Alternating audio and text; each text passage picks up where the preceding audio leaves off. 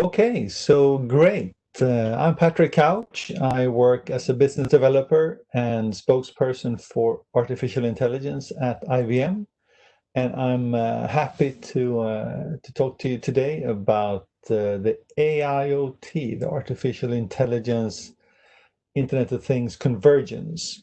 I would like to begin by addressing the question of digitization and digitalization and the difference between the two. And I think it's worthwhile pointing out that, just as Colleen Chapko-Wade stated, digitization is the conversion of analog to digital.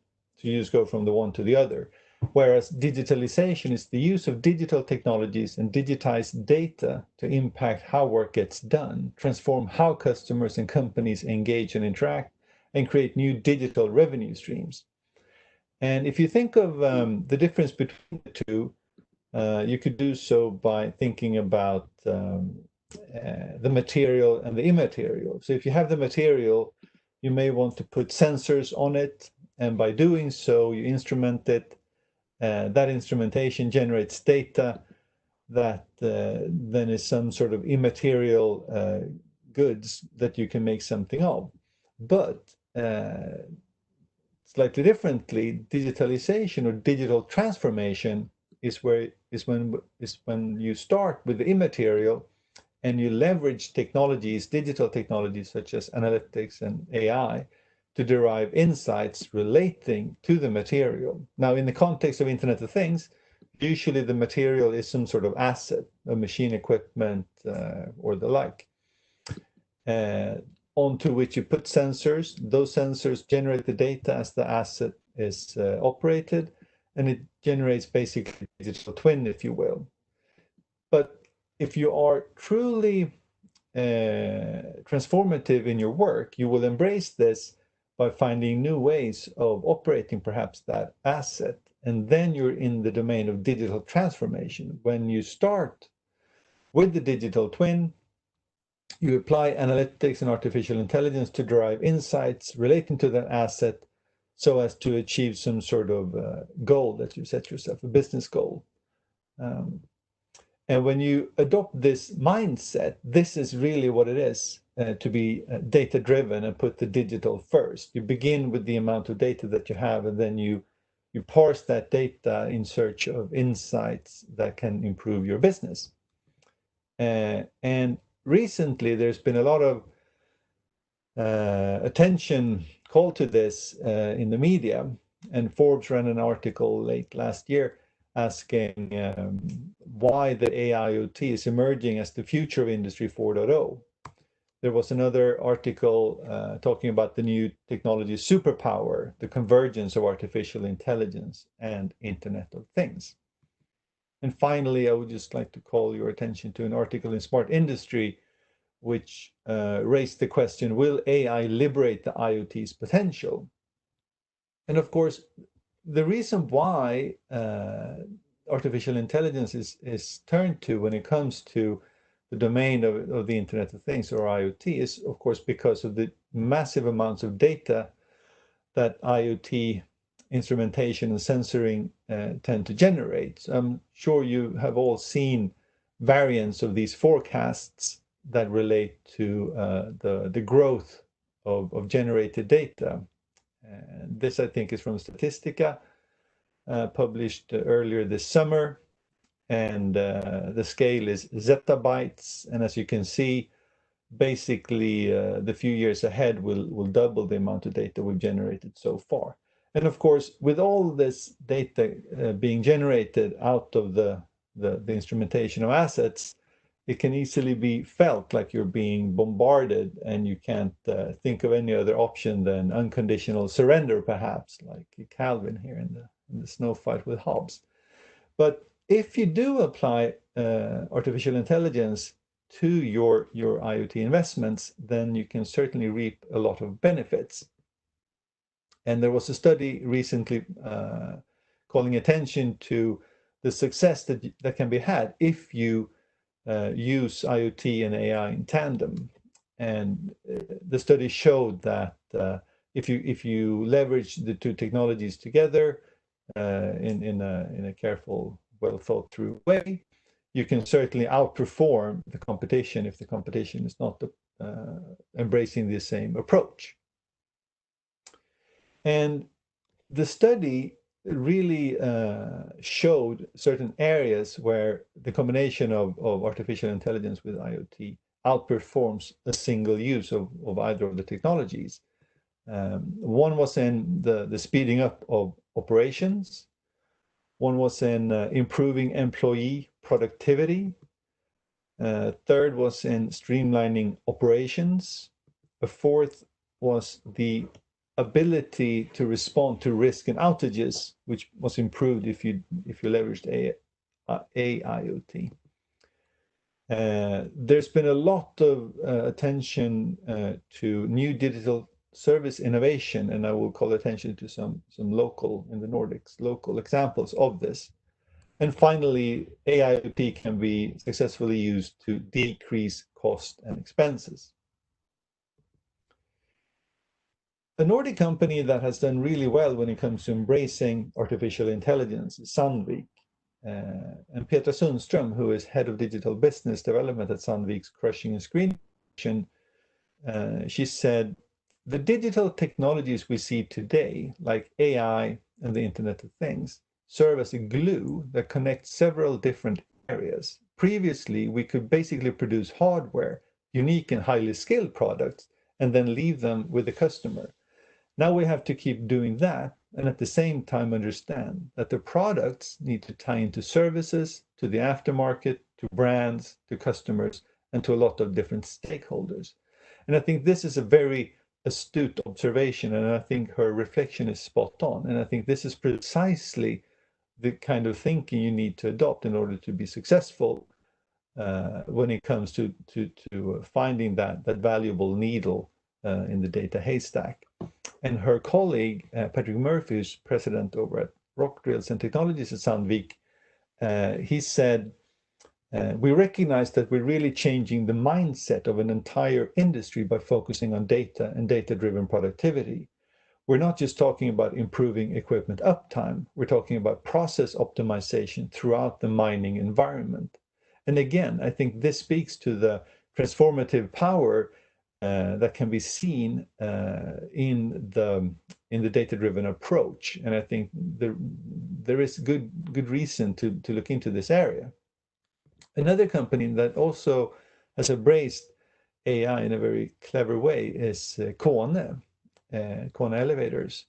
They recently won a contract in Copenhagen to install operators and escalators in the Denmark newly opened metro line, Metro City Ringen, and one of the reasons they won that deal is because they are leveraging AI to preemptively mitigate the consequences of outages. So the idea is to try and listen to the incoming data streams, apply artificial intelligence onto that data stream so as to enable a proactive, preemptive service and maintenance of the equipment in the metro line, so as to ensure that the people that flow through the metro line can do so uninterruptedly.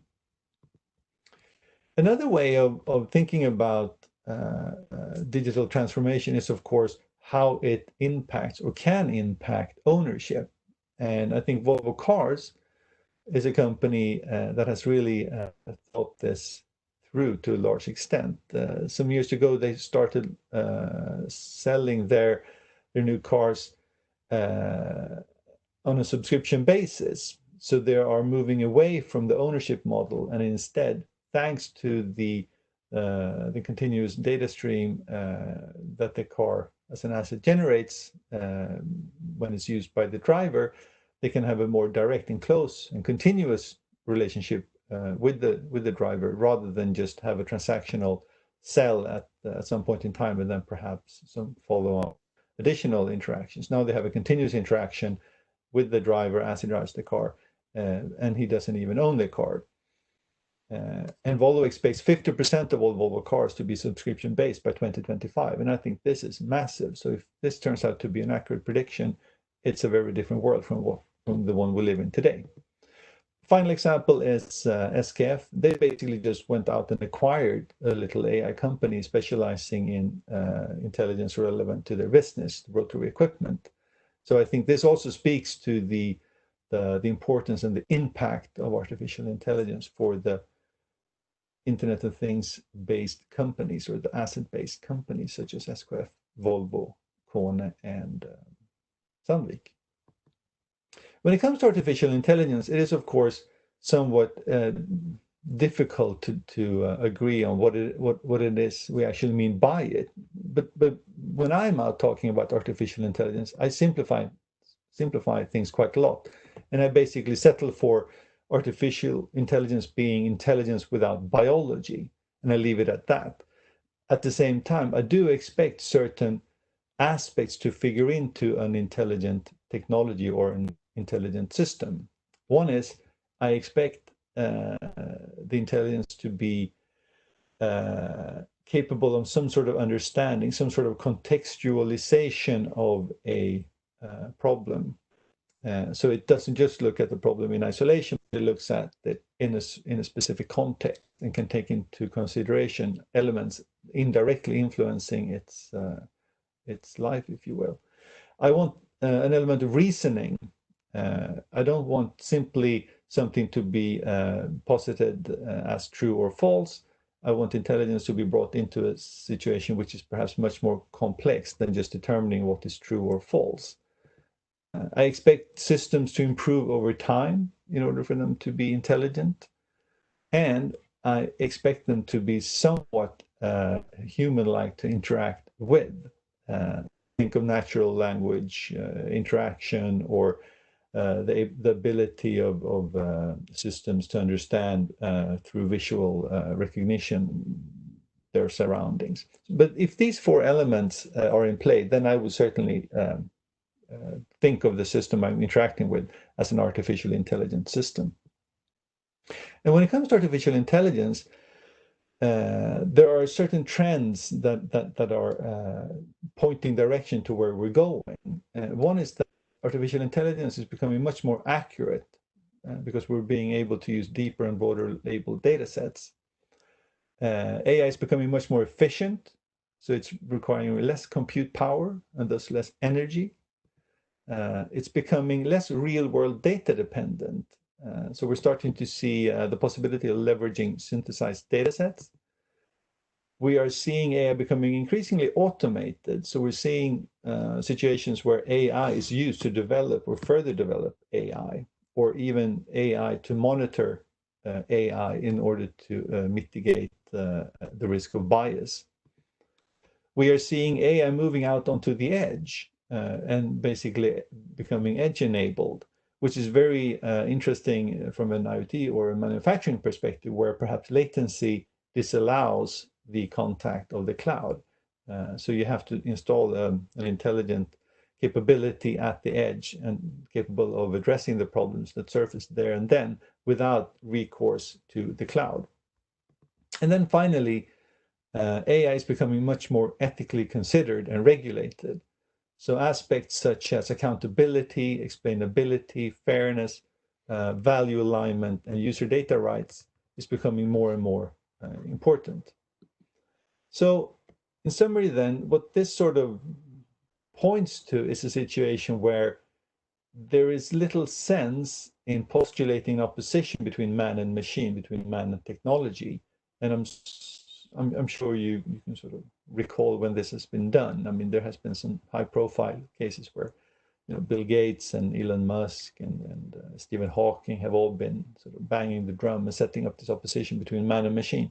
But I think a much more fruitful way of thinking about it is a man and machine partnership, where it's about figuring out what humans excel at and what AI systems excel at, so that we understand where is it a good idea to combine artificial intelligence with Internet of Things and leverage technology for specific purposes, and where do we need to focus in order to be relevant in that relationship with technology. So if you simplify this picture, I think that it is still valid to say that today the AI systems based on IoT data are exemplary good at execution, but humans are still perhaps uniquely positioned for innovative efforts. And I think a great example that I would like to end on when it comes to this judicial use of AI with IoT, and also when it comes to understanding what that can free up in terms of the human aspect of that equation, is Sugar Creek Brewing Company. And the Sugar Creek Brewing Company is it's a fairly small brewing company in North Carolina. And they leverage IoT sensoring technologies, instrumentation, data, and IoT effectively to improve their operations. And I would like to end this little presentation by showing you a video when they speak to this.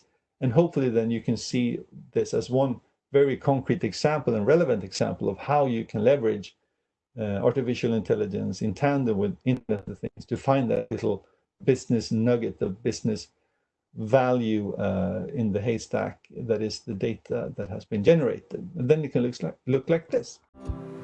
When we first started the brewery, I really had no idea how much waste and spillage actually happens at a brewery.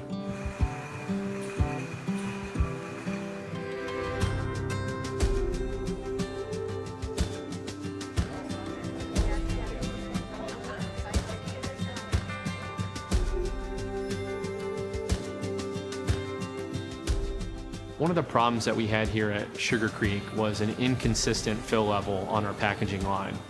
What that means is that some bottles would come out with excessive foam and some would come out with less than the optimal amount of beer.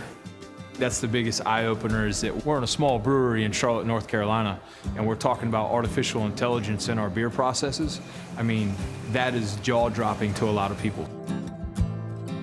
Once the data's in the IBM cloud, we can use artificial intelligence to understand and improve the processes. One example is in the bottling line.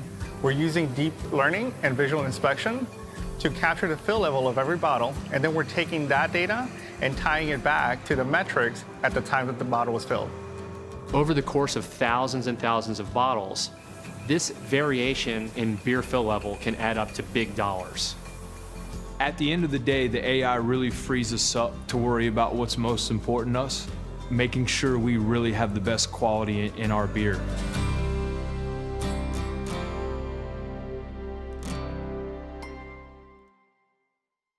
All right, so with that, I think I will simply end. So thank you very much.